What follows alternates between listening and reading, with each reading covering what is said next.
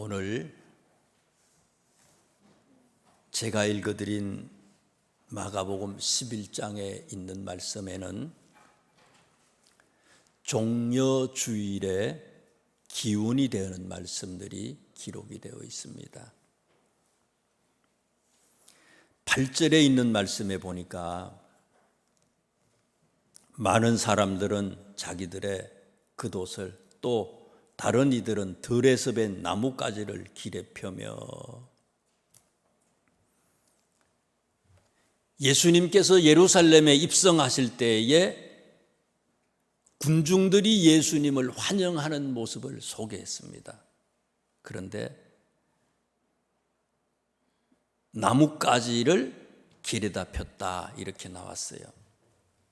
요한복음에서는요, 마태, 마가, 누가, 공간복음서에서는 이게 어떤 나무인지에 대해서 정확하게 소개가 안 되는데, 요한은요, 요한복음서 12장 13절에 이 나무의 이름을 구체적으로 밝혀요. 종려나무 가지였다고 얘기를 합니다. 그래서 예수님이 부활절 일주일을 앞두고 예루살렘에 입성하신 날을 종려주일이다 이렇게 얘기를 합니다. 특별히 11장 1절 오늘 본문에 종려주일의 핵심적인 두 제자가 우리들에게 소개돼요. 이 두 제자는 예수님이 예루살렘에 입성하실 때에 나귀를 타고 예루살렘에 입성하시잖아요. 그런데 그 나귀를 준비했던 두 제자고요. 또 7절 말씀에 보면은요, 이 두 제자는, 이 두 사람은요, 자기들의 겉옷을 벗어서 나귀 위에 깔게 되고, 이 두 제자가 자기의 겉옷을 깐 것 때문에 이것을 본 많은 사람들이 자기들의 겉옷을 벗어서 깔기도 하고 종려나무 가지를 꺾어가지고 그것을 길에 펴기도 해서 호산나 다윗의 자손이여 예수님을 환영하고 예수님에게 아주 열렬하게 예수님을 그렇게 기대했던 그런 모습들을 볼 수가 있습니다. 그래서 저는 오늘 구체적으로 이 두 사람의 이름이 누군지는 잘 모르지만 이 두 사람의 모습을 살펴보므로 종려주일의 의미를 살펴보려고 합니다. 첫째, 종려주일의 첫 번째 교훈은 순종이에요. 순종. 2절에 있는 말씀을 한번 보세요. 이르시되 너희는 맞은편 마을로 가라. 거리로 들어가면 곧 아직 아무도 타보지 않은 나귀 새끼가 매여 있는 것을 보리니 풀어 끌고 오라.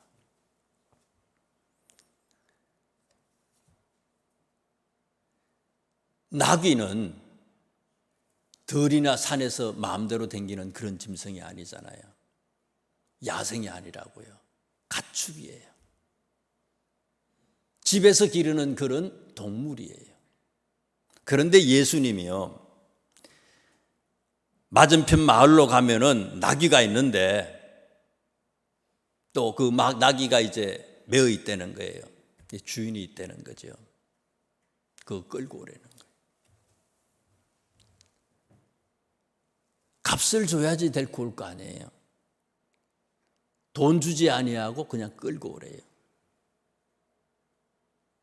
또 3절에 있는 말씀에 보니까요, 만일 누가 너희에게 왜 이렇게 하느냐 묻거든,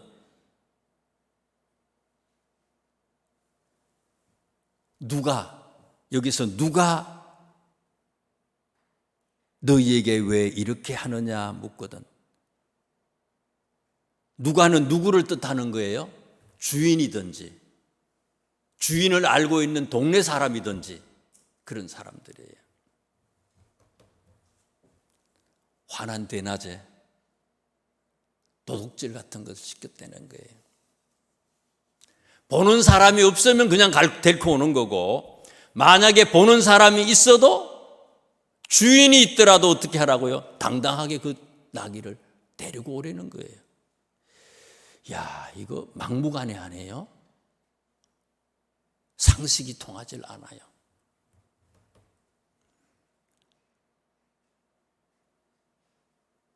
왜 예수님이 종려주일에 두 제자에게 이와 같은 일을 시켰을까? 마가복음 14장 36절 말씀에 보면은요, 예수님이 잡히시기 직전에 기도하신 내용이 나와요. 하나님께 기도하셨어요. 마가복음 14장 36절에 이렇게 기도하셨어요. 아빠, 아버지여, 아버지께서는 모든 것이 가능하오니 이 잔을 내게서 옮기시옵소서. 그러나 나의 원대로 마옵시고 아버지의 원대로 하옵소서. 십자가의 길, 죽음의 길이잖아요. 고통스러운 거지요. 창에 찔리고 모욕을 당하고 가시관을 쓰고, 예수님도 그 길을 가기 싫다는 거예요. 이 길을 가지 않도록 피할 수 있도록 하나님께 간절히 기도했어요. 그러나 마지막 기도가 뭐라고요? 나의 뜻대로 마옵시고 내 뜻대로 하지 마시고 하나님의 뜻이라면 그거 따를 수 있도록 해주세요. 그렇게 기도했어요. 제자의 길, 성도의 길은 내 편한 대로, 내가 쉬운 대로 신앙생활 하는 게 아니라는 거예요.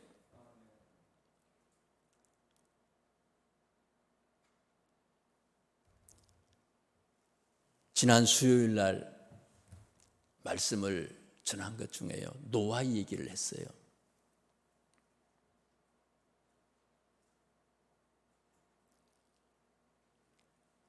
노아는요 120년 동안 방주를 지었다고 그랬어요.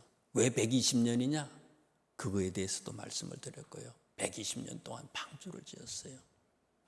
1년 2년이 아니에요. 자기의 모든 생을 방주 짓는 데에 최선을 다했어요. 가정이 엉망진창이지요. 돈을 벌지 않잖아요.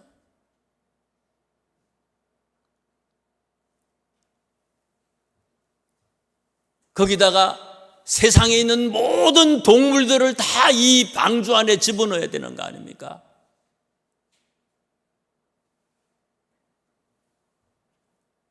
방주를 만들어서 세상에 있는 모든 동물들을 다 집어넣으래.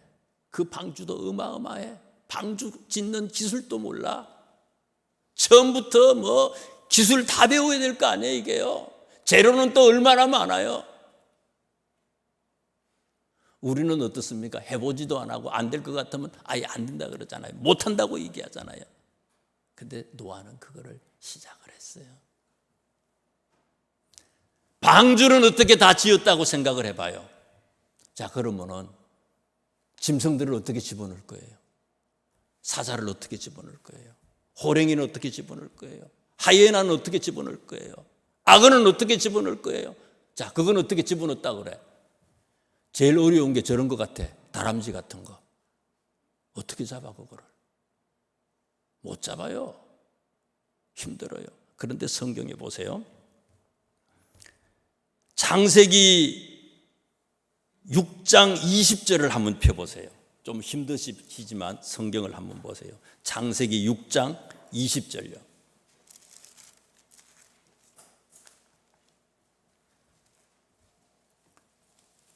구약성경 8페이지거든요.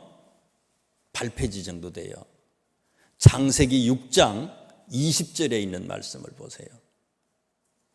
제가 읽어드릴게요. 창세기 6장 20절에 새가 그 종류대로, 가축이 그 종류대로, 땅에 기는 모든 것이 그 종류대로 각기 둘씩 4개로, 4개는 누구예요? 노아를 얘기하는 거예요. 하나님이 말씀하시고 4개로 낳아오리니 그 생명을 보존하게 하라.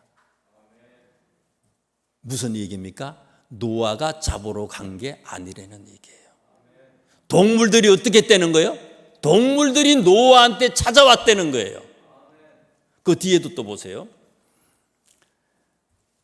7장 8절에 있는 말씀을 보세요. 9절, 7장 9절. 하나님이 노아에게 명하신 대로 암수 둘씩 노아에게 나와 방주에 들어갔다. 짐승들이 온 거지 노아가 잡으러 간 게 아니에요. 7장 15절에도 보세요. 무릇 생명의 기운이 있는 육체가 둘씩 노아에게 나와 방주로 들어갔다. 여러분, 하나님의 말씀에 순종하면요, 안 되는 것 같지만 순종하면 순종하는 자들에게는 깜짝 놀랄 기적이 나타난다는 거예요. 이게요. 아브라함 보세요. 아들을 죽이라고 그러잖아요. 하나님께서. 야, 이건 윤리적으로 이건 하나님도 아니야. 어떻게 하나님의 아들을 죽이라고 얘기할 수 있어요? 도둑질 시키는 것보다 더해 이거는. 그런데 아브라함이 어떻습니까? 칼을 들어서 아들을 죽이려고 내리치려고 하니까 하나님도 깜짝 놀란 거예요. 아브라함아, 아브라함아, 멈추게 하잖아요. 그리고 아브라함에게 어떤 축복을 줍니까? 여호와 이레라. 여호와 이레가 뭡니까? 하나님이 모든 것을 미리미리 준비해 주셨다는 거예요. 내가 힘쓰고 애쓰고 내가 생각하지 않아도 내가 있어야 할 것, 내가 필요한 모든 것을 어떤 자에게요? 아브라함처럼, 노아처럼, 오늘 성경에 나오는 두 제자처럼 순종하는 자에게 하나님은 기적으로 함께 해주신다는 거예요. 다치지 말라는 거예요. 우리의 머리로 생각하지 말라는 거예요. 이 성경에 나오는 말씀을 무조건 이 말씀에 아멘 하면, 빠지지 말고 아멘 하면 하나님은 기적을 일으킨다는 거예요. 그 다음에 또 말씀을 보세요. 두 번째 종려주일의 교훈이 뭘까? 7절하고 오늘 본문입니다. 이제 마가복음 11장에 있는 7절하고 8절에 있는 말씀을 보세요. 7절하고 8절에 있는 말씀을 다 같이 합독을 합니다.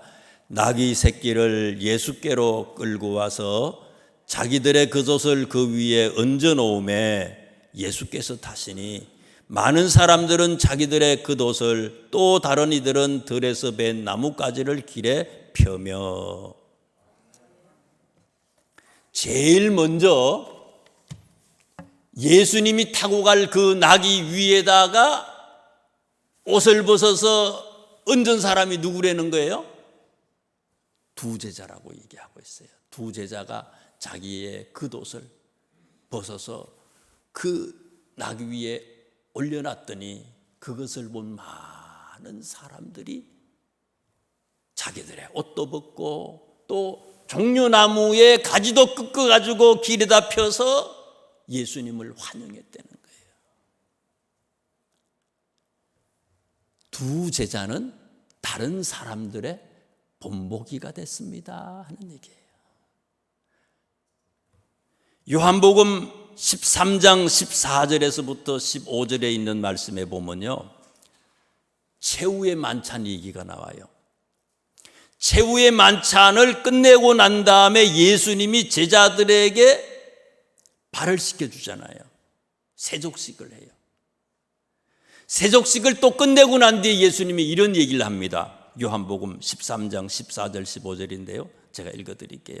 내가 주와 또는 선생이 되어 너희 발을 씻겼으니 너희도 서로 발을 씻어주는 것이 옳으니라. 내가 너희에게 행한 것 같이 너희도 행하게 하려 하여 뭐를 했다?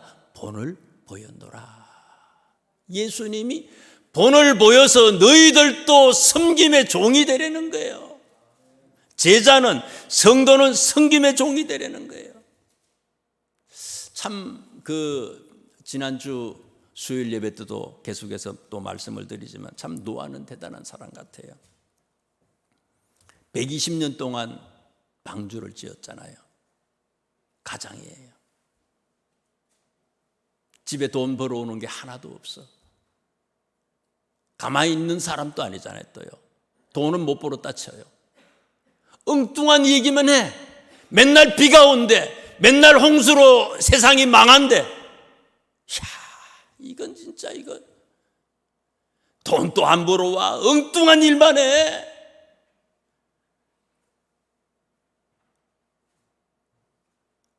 홍수로 사람들이 다 망한대 세상이. 하나님이 노아한테 얘기하시면서 뭐라고 얘기하는가 하면요, 방주를 만들어 놓고는 너와 너의 아내와 너의 며느리들과 아들들이 다 들어가래. 8식구가. 요즘 같으면요, 아버지가 돈도 안 벌어와 맨날 망한다 그러고요, 언제 예수님 재림한다고 엉뚱한 얘기만 자꾸 해. 그럼 어떻게 하겠어요? 가족끼리 상의할 거 아니에요. 저 어떻게 할까, 아버지를. 안 되겠다 도저히. 지금 또 있는지 모르지만 유명한 병원 있잖아요, 용인정신병원. 노아를 식구들이 용인정신병원에다가 데리고 가지 않겠어요? 가다 버리지. 1년이 아니라 120년 동안 이 짓을 하니까. 그런데 성경에 보면요, 하나님이 노아한테 노아의 가족들을 다 데리고 방주로 가라고 얘기하는데 노아의 가족들은 어때요? 아버지를 정신병원에 집어넣은 게 아니고 노아의 가족들이 다 방주에 들어갔어요. 다 들어갔어요. 방주에 들어갔는데도 어때요? 방주에 들어갔는데도 비가 안 와. 홍수가 나지 않았어요.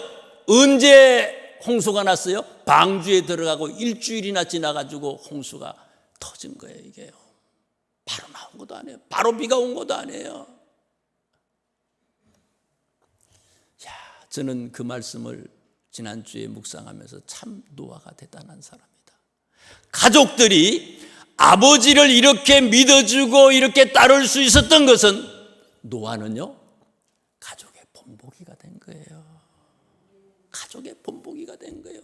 세상 사람들은 욕하고 어떻게 했을지 모르지만 가족은 믿어준 거예요.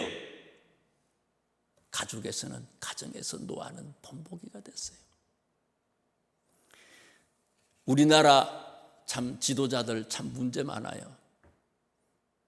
김구 선생님 명언을 이렇게 읽다 보니까 참 대단한 분이에요. 이런 말씀들을 하셨어요. 제가 읽어드릴 때는 몇 가지를 한번 소개해 드릴게요. 돈에 맞춰서 일을 하면 직업이고, 돈을 넘어서 일을 하면 소명이다.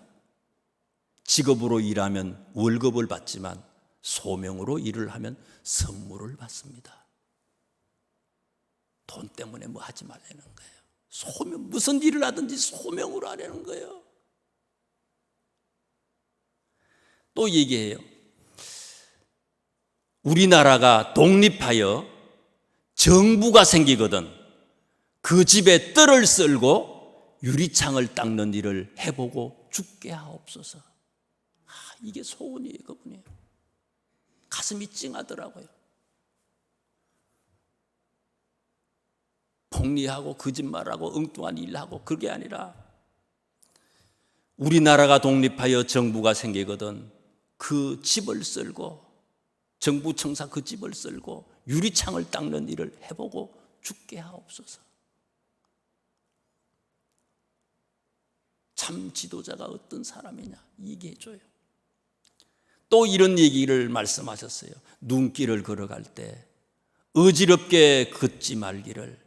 오늘 내가 걸어간 길이 훗날 다른 사람들의 이정표가 됩니다. 앞서가는 사람들이 똑바로 잘 걸어가려는 거예요. 뒷사람이 보고 따라온다는 거예요. 좋은 본보기가 되려는 거예요. 마찬가지로요, 두 제자는 다른 사람들의 본보기가 된 거예요. 이 사람들이 옷을 벗고 했더니 많은 사람들이 옷을 벗고 종려나무 가지를 깔고 호산다 주님을 환영했다는 거예요. 성도는 사람들의 본보기가 되려는 거예요. 먼저 믿은 사람은 나중 사람들의 본보기가 되려는 거예요. 우리는 예배의 본이 돼야 돼요. 예배에 승리하는 본을 보여야 돼요. 기도의 본을 보여야 되는 거예요. 성숙한 기도의 본을 보일 수 있어야 되는 거예요. 생활의 삶의 본을 보일 수 있는 사람이 돼야 되는 거예요. 세 번째 종려주일의 교훈은요, 사람은 누구든지 넘어질 수밖에 없어요. 참 도적질 같은 걸 시키지만 순종하잖아요. 자기 겉옷을 벗어서 예수님 나귀 위에다가 거기 위에 올려놓고 다른 사람들의 본보기가 되잖아요. 그랬던 이 두 사람인데 마가복음 14장 66절에서 72절에 보면 수제자 베드로의 부인하는 얘기가 나와요. 다 다른 제자들은 도망쳤어요. 베드로도 마지막에 예수님 모른다고요, 예수님 저주하고요, 부인하는 얘기예요. 수제자 베드로가 예수님을 모른다고 부인해요. 그렇다면 다른 제자들도 다 마찬가지래요. 마가복음 15장에 있는 말씀을 한번 펴서 보세요. 마가복음 15장 뒤에 나오는 마가복음 15장 한번 보세요.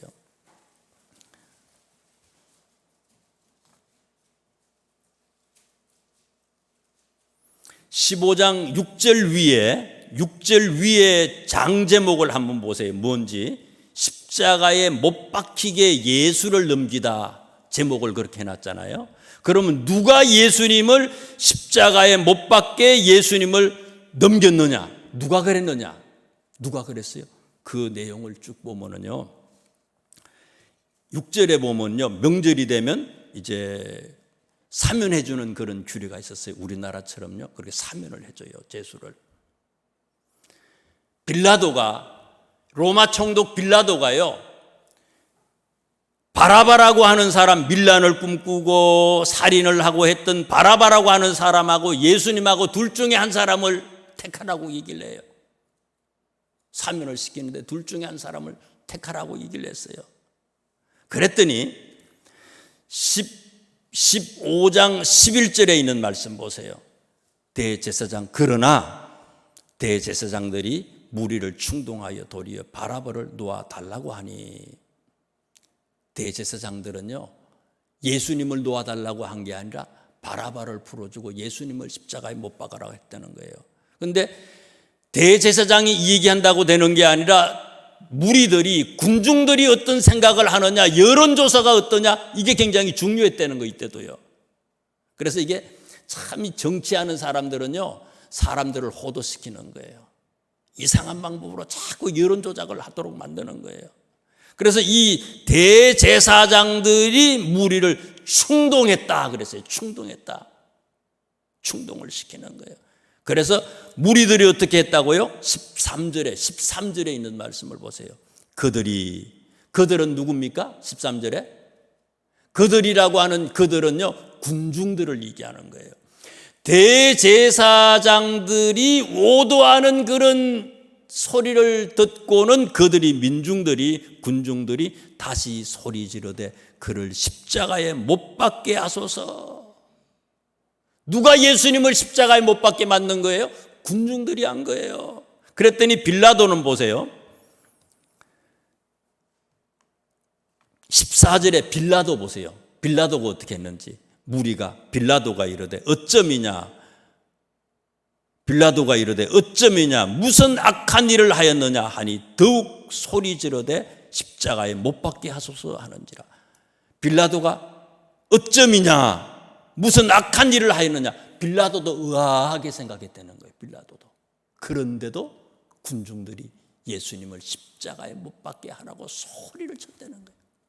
예수님이 예루살렘에 입성하실 때에 두 제자가 그렇게 하고, 많은 사람들이 그렇게 하고, 모든 군중들이, 어마어마한 군중들이 예수님을 환영했는데, 그 환영했던 인파들이 어떻게 됐다고요? 마지막에 일주일도 채가기 전에 다 등을 돌렸다는 거예요. 두 제자도 마찬가지였고. 사람은요, 완전하질 못해. 이렇게 열심히 있던 사람들도 결국은 넘어질 수밖에 없는 것이 인생이라는 거예요. 마지막으로 요한복음에 있는 말씀을 한번 보십시다. 요한복음 16장입니다. 요한복음 16장.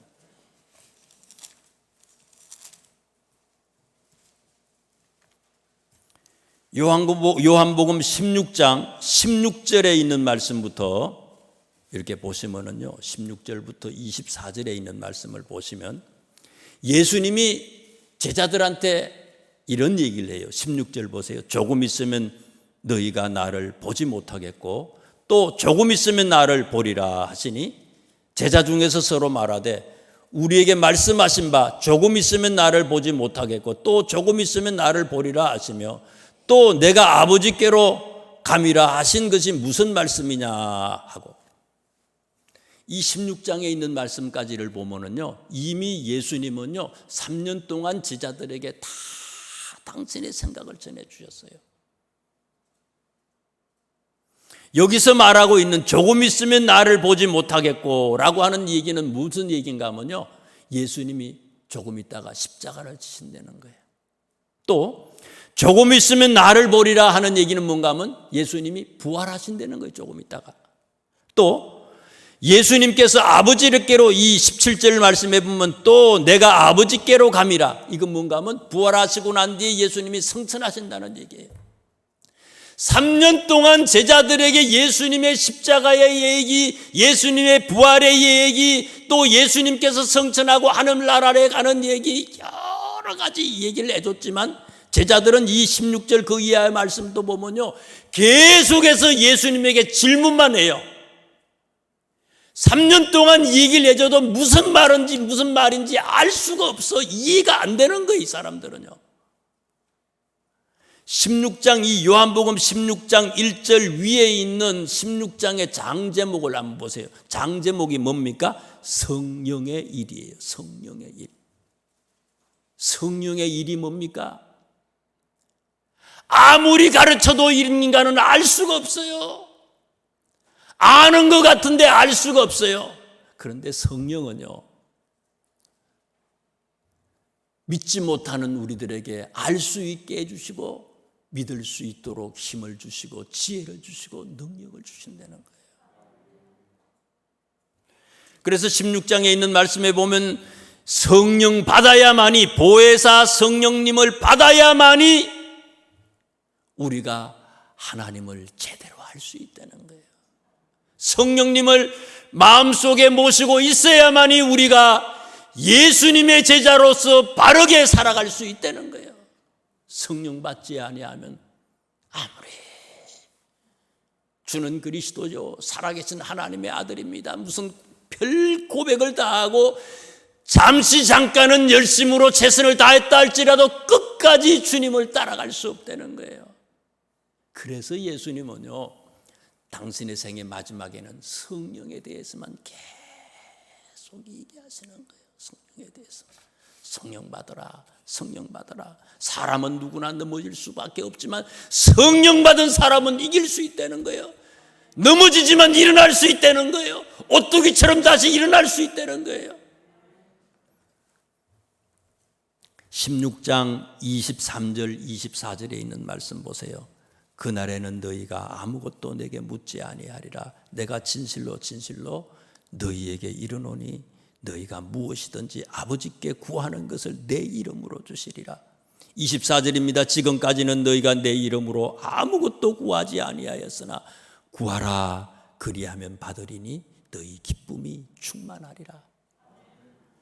장제목이 뭐라고요? 성령의 일이에요. 계속해서 이런 성령에 관한 얘기를 하시면서 예수님이 기도에 관한 얘기를 뒤에 나오자니 하시잖아요. 무슨 얘기입니까? 성령을 위해서 기도하면 하나님은 분명히 성령을 위해서 기도하는 사람에게 성령의 충만을 주시겠다고 하는 약속이에요. 요한복음 16장이 마지막이라 그러는데 진짜 마지막으로 한 분만 더 성경을 다른 것, 또 다른 말씀을 전해드릴 게 있네요. 누가복음에 있는 말씀을 보세요. 누가복음 11장입니다. 진짜 마지막이에요. 누가복음 11장 9절. 누가복음 11장 9절이에요.